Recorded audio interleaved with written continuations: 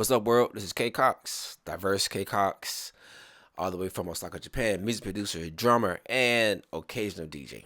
I don't really be DJing like that, but it's me. In this video, I'm going to be talking about my journey through different DAWs and why I'm deciding to leave Pro Tools. Before we get into it, make sure you like, share, and subscribe for more videos and more content from me. So if you don't know, I've been in Ableton head for about 10 years. I started in Ableton Live in 2015. I didn't know anything about music production. I was just finger drumming on the MPC studio. That's all I had. So my first DAW ever to purchase and invest in and spend time in and learn was Ableton. I love it. I'm never leaving Ableton. Never, ever. Never, never, ever, ever. Because that's what I use. That's what I feel comfortable in. That's my home for creating music, creating my sound, creating all my beats. Recently, I've been getting a lot of clients for recording vocals and mixing vocals and editing and mastering tracks for different clients. And I was like, Ableton isn't as fast as it needs to be. And the recording process is really slow. The clients have to wait. And it's just kind of tricky for recording and mixing. You could do it. It's possible to record and mix and master it all in Ableton, but it's not as fast as I need it to be. So I was just on the hunt searching.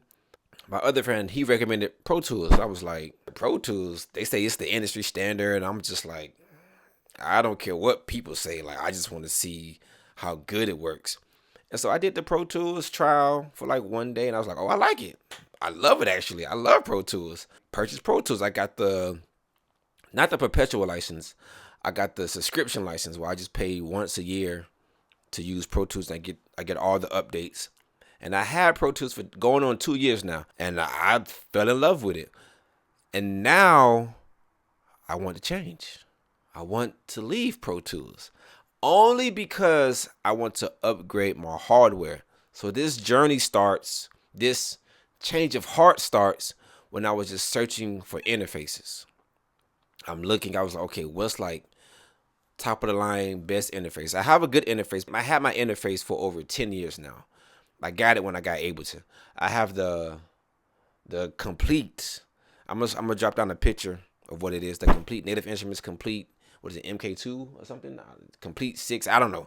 It's really old, but I'm still using it right now to this day. So it's been doing me justice for over 10 years. But I need something. I honestly need something better. I need something new, because when clients come, it's a whole bunch of cracks and glitches, and the sound quality isn't that great because it's just old. It's still kicking. It's still good, but I bought that interface for live performing. I started my journey for switching DAWs with searching for new interfaces. So I came upon Reed Stefan. Shout out to Reed Stefan. I've been buying his templates and his kits for over many, many years. Been following him. So this video, let me show you guys. So this video from Reed Stefan is talking about the PreSonus interfaces. So I'm just like, okay. And my way of thinking, once I buy something, I will use it for forever. When I buy it, it's an investment I will want to use for a very, very long time. So the price points of these interfaces are not so bad. $229, $329, $499, and like a gram. I'm like, okay, I'll pay a gram for an interface that I will use for forever. But I keep researching, keep deep diving, and I was like, wait a minute. This Quantum HD8, it goes with Studio One, like seamlessly. Of course, you can use the interface with any other DAW. So I was like, okay, what does Avid has? I'm pretty sure Avid has an interface. Yes, they do. It's called the Avid Carbon. I've heard really, really great things about it. Seems to be working very well with Avid, because I'm in Pro Tools ecosystem. I want to be in the Avid's ecosystem because I use Pro Tools. Let me just get another Avid product. And it's 3 racks, $3,000. No, yes. Well, in Japanese yen, it's like 5K. So I'm like, yo, what? I mean, I don't mind paying it, but I once I kept digging in the rabbit hole, I came upon Bolo Da Producer and Barry John's Studio Talk YouTube channel, and they said Pro Tools isn't the industry standard. Pro Tools isn't what everybody thinks it really is. Reading through the comments, people actually agree. And these are reputable producers, reputable mixing engineers, and reputable YouTubers that have been using production products for years, longer than me. So I'm going to listen to my elders. I'm going to listen to people that have more experience than me. And so I come across this video from Barry Johns, and he's saying like the negative things about Pro Tools, and it makes me rethink about, okay, how much do I really want to spend? How much do I really want to invest? And how much time am I going to invest into my craft as a professional mixing engineer and producer? I will put all the links down to all the videos I'm sharing from other content creators. Please check it out.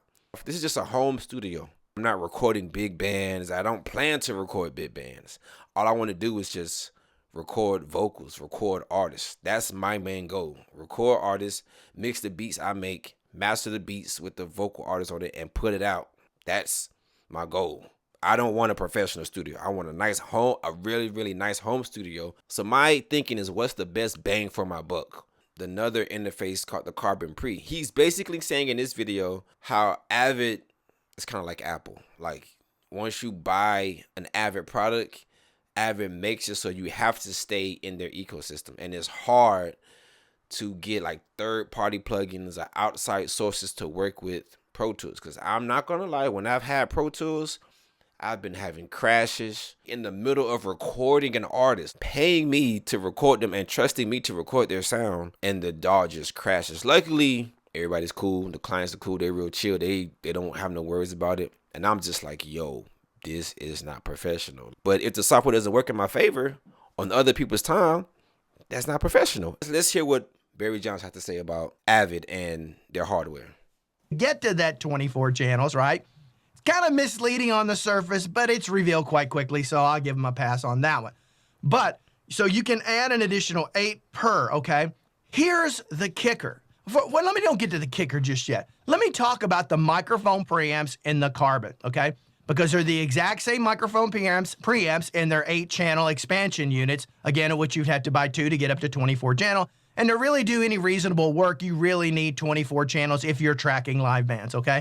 I was just watching this video to see what Avid had to offer for hardware with their product. And so within this video, Barry Johns is basically venting how distasteful he feels about Avid and their products and how they're just trying to suck the money from their customers. And then I'm still doing research, I'm digging in, and I go to Bolo Da Producer. I think it's really YouTube. Their algorithm is sending me recommended videos to watch just on my timeline. This is what Bolo says about Pro Tools. All right, so yesterday I watched a video from brother Barry Johns. If you guys do not know who he is a very knowledgeable person that has been doing studio work, recording, engineering for a very long time. And I love his videos because they're just straightforward. He's talking and you just feel like you're having a conversation with him. And he was talking about Avid and Pro Tools. And what I can say is that he is definitely correct. But I'm going to add my 2 cents on top of it and tell you guys why I feel that Pro Tools really has never been the industry standard. When I watch Bolo Da Producer's reaction video, he's going back to Barry Johns, the Barry Johns video I watched. So I'm like, this must be a very big concern about Pro Tools and the problems that they're having. You can watch Reese Stefan's video, Bolo Da Producer's video, and also Barry Johns' Studio Talk video, all down in the description below. Please watch it. They're really informative. So I'm just thinking, after watching all these videos and all these reviews of different products, I'm thinking, I really feel like I need to change from Pro Tools. Of course, I'm being influenced by this decision from watching other content creators, but it's like, realistically speaking, I don't need Pro Tools. I'm leaving Pro Tools because I just want a better interface. I don't have to pay $5K just for an interface, just to record vocals. Of course, I could do things later down the line, but $5K just for an interface. I can get the Quantum HD8 interface and then just get PreSonus and then use their DSP within. Of course, I can use it with Ableton. I want to track vocals very, very quickly.